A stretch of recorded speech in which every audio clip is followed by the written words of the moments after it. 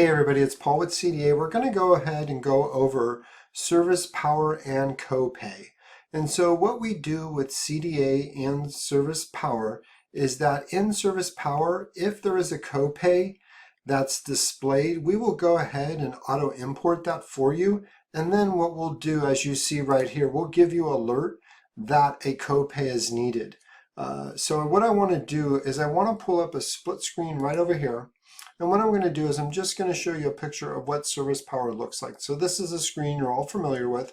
And what I did is down towards the bottom, I highlighted in red where the copay is 0. And the reason why I wanted to do that is generally speaking, your copay will be at 0.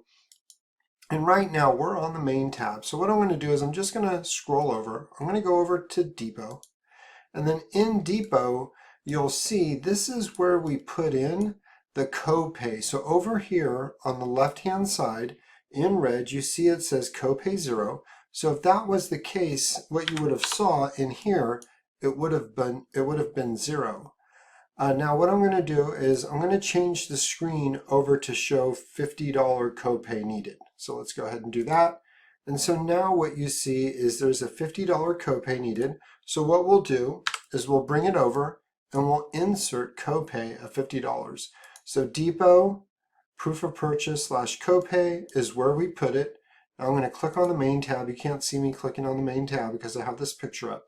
But this is where we show you, hey, $50 is due for the copay, and you see that it matches up with what ServicePower is showing in this picture.